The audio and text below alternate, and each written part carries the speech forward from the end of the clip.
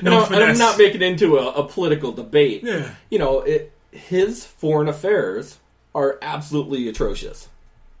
Really, really bad. I mean, he is a businessman, and I know that he makes business decisions, but he likes to surround himself with brilliant minds, and he likes to take their advice. He doesn't take the advice. No, he doesn't. And that's the thing. Yeah. He likes to do his own move. He's like, I don't know. Because what he underestimates, like what he's doing to Iran now, that whole thing, their economy is crashing. But the people that are making the decision aren't the ones that are hurting. Same way white girls across the United States are going to go nuts when avocado prices skyrocket from Mexico tariffs. And that's a real thing. So I think all of it, though, is just a magic show. It's all David Copperfield. Course, you know, look at my right hand while I grab your wallet with the left. That's really what it is, you know. Yeah, they got to put on a show. Yeah. Keep everyone's minds on stuff that actually doesn't matter. My buddies love, and they'll say, oh, Trump is this or he's that. Like, that's cool, but at the end of the day, he's still a puppet to, what's his name is really running the country, Mitch McConnell. And people don't ever want to say anything. You look at what because I wasn't a big Obama fan, right, because I thought Obama could have done a lot more, but then when you really look at what the power that Mitch McConnell, like, you know, flings around, like, his shit just drags along the Senate floor. No one says anything like, excuse me, Mr. McConnell, you got to put your penis back in your sock. No one says that to him at all because he just lets it hang. You know who's been hiding, like, right behind the curtain, and you see him every once in a while pop up? Rudy Giuliani. Yeah. That's a great point. He married his cousin. Do you know that he married his cousin? What? Yeah, Rudy Giuliani married his cousin. His credibility has plummeted after 9/11. He married his cousin and then said, oh, I didn't know that I married. How do you not know when you go to the church and half the people are on the same side? No, everybody's on the same side. Everybody's on the Uncle same Joe, side. I don't think we invited you. Oh, no, she did, though. Oh. But no one knows that because everyone thinks, oh, he's about 9/11. He's the mayor of New York. He's, you know, what did he do? Really? Like, I understand, like, you know, like, trying to help with it. But that was really the federal government just coming in and telling you what was going to happen. Like, he just kind of was like a puppet. He just held hands and, like, prayed with people while pointed this building like, oh, this I mean, that's down. that's 1,000 times better than what any normal mayor would do.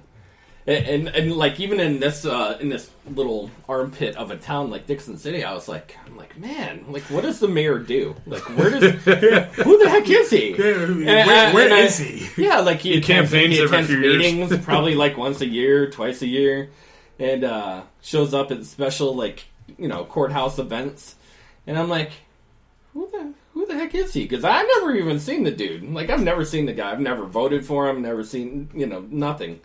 And I had people come to my house like a couple weeks ago when they had secret elections, or not secret elections, but primaries. They'll like write the name down on a piece of paper, fold it up. Well, no, they handed out the pamphlets. Folds it next. They're handing out the pamphlets. They're like, oh, here's, you know, for the secret elections or something. I'm like, what? Okay.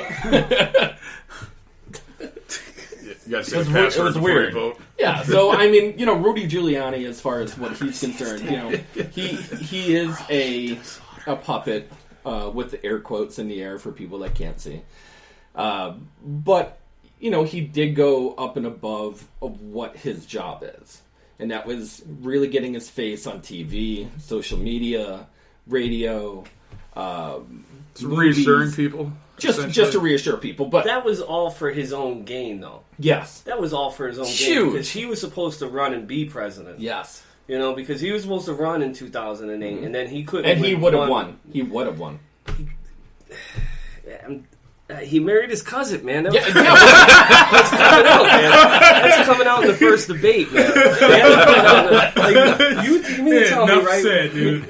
He goes up to Obama, right? Obama's got this nice smile, real nice personality, real calm demeanor. And as soon as Giuliani comes at him with something about being Muslim, like, oh, well, Muslims don't marry their cousins or whatever, something's just going to come. Boxing gloves thrown off, fisticuffs just thrown right there, dirty boxing.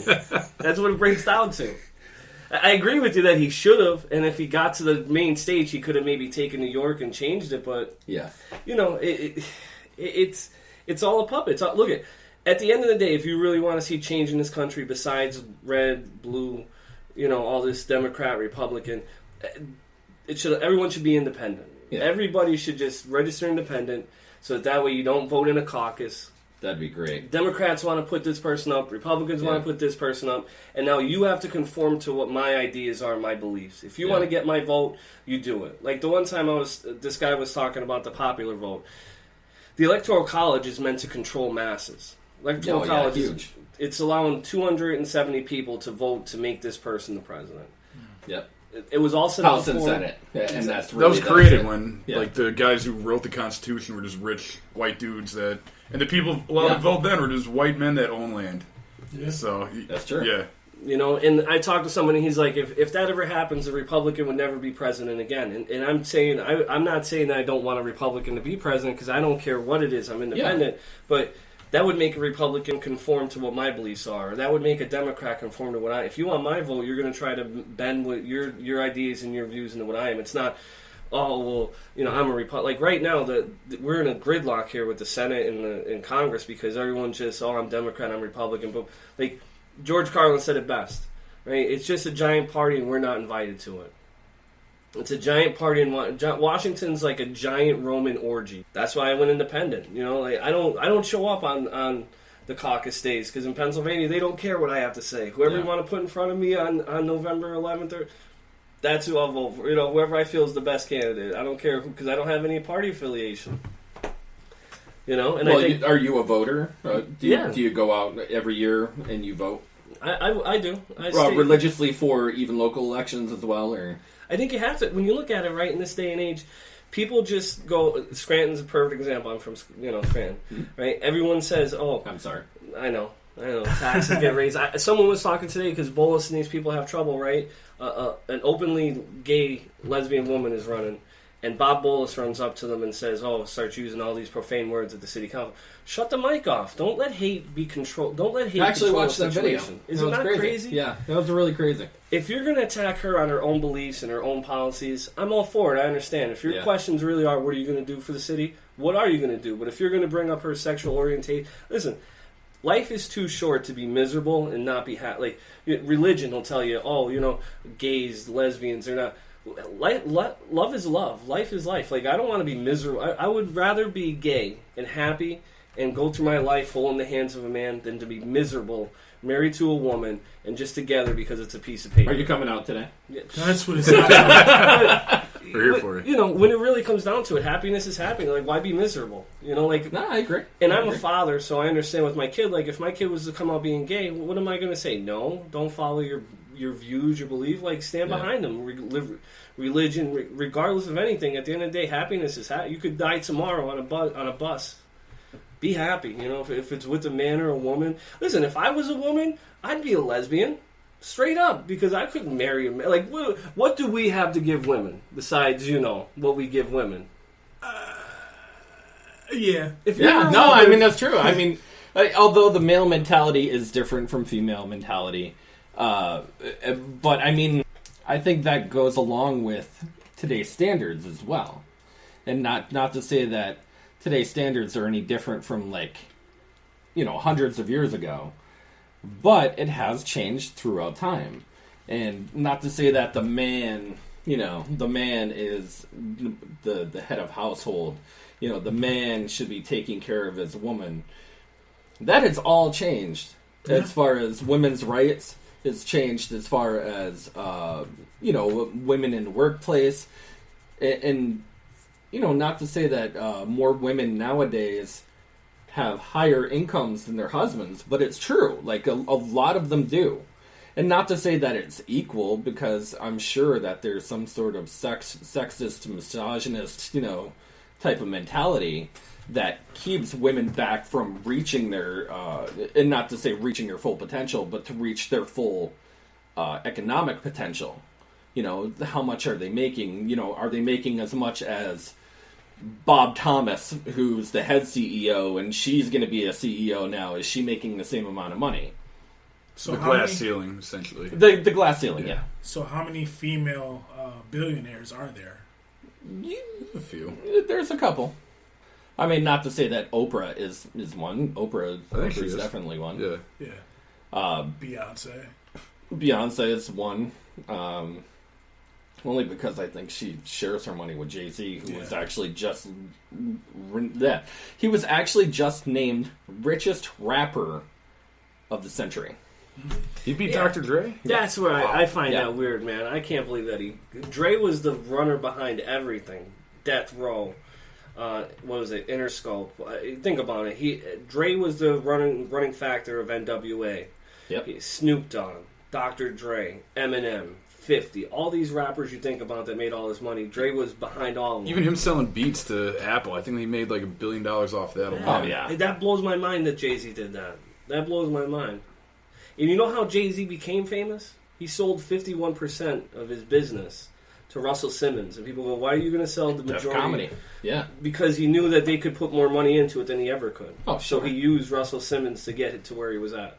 Crazy. You know, blowing your... Like, to be like... And we all know Jay-Z was, at one point, they say, a drug dealer. Yeah. You know, like, he had the cases and everything. Yep. So to think of him as just a random, you know, drug-dealing thug in the streets, like all the drug dealers are considered. I mean, tell me a rapper from that age that wasn't, you know, Ice Cube, Ice-T, Snoop Dogg, Biggie Smalls, Tupac. Like, all of those huge names sold drugs at one point in time. Yeah.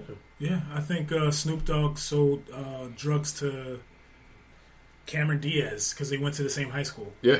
Yeah, there's a bunch of people that went there, too. Yeah. There's a bunch. There's like 10 or 12 famous people that went in the same class. Hell. Yeah.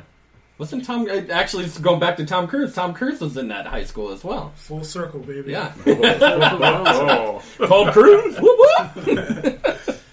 But, you know, like, it's crazy to think of stuff like that, you know? When it comes down to it, even with these people that have money, you can have new money, like Beyonce and Jay-Z, or you can have old money, you know? And sometimes generations fall off because it gets into the hands of the wrong person. You know, like, if anyone has kids, you want to give your kids everything that you never had. So sometimes people just allow their kids to be drug addicts or partiers or... You know, people that enable other people. Sometimes people, when you're rich, people don't tell you no. Like, we go back to what we were saying about being rich. If I was rich, right, I would dress up like, what's his name from Back to the Future. I'd have a DeLorean, and I would just drive I would drive just like him. I would just like, what's it, the Doc. Doc, yeah. Doc, I come out with the lab coat. Yeah, everything, right? Dude. What are you going to say to me? You're going to be like, yo, Durdan lost it, but guess what? I don't care. You're yelling it from 100 feet away. You know, like that's what comes up. My question is, does your DeLorean actually travel through time since you're rich? When I get you have enough money like that, as soon as I stop the car, I'm going to pay everyone $100 to pretend that we're 10. So you'll basically be Elon Musk. Yeah. That's a great idea. He's got his money shooters out the window. That's a great idea, Elon. Yeah, let's send a car to Mars. Like, dude. You put it in the Hyperloop, and then it just shifts to a whole different century. We're in the restaurant, and after I get done eating, I save all the food. I'm coming to you, and I just dump it into the back of the car like he was dumping garbage. Oh, and then just drive off. Just like, okay. Can I get a doggy bag for all my scraps?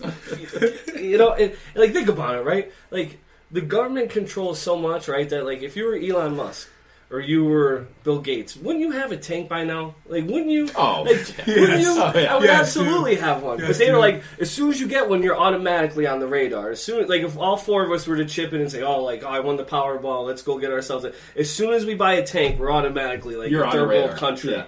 They're just like, you gotta keep an eye on those guys, because not only are they doing the podcast, now they got a tank. you know what I mean? Like, that's dangerous people. It's at Will Cary's house at the address. Yeah, right? I have the Second Amendment hanging on my chest. I have like a little copy of the Constitution. Yeah, tanks have great acoustics. You make your own flag with like a Burger King guy in the middle. That's what it comes down to. That's what it comes. But you know, like I said, like, you know, you have to look at Britney Spears.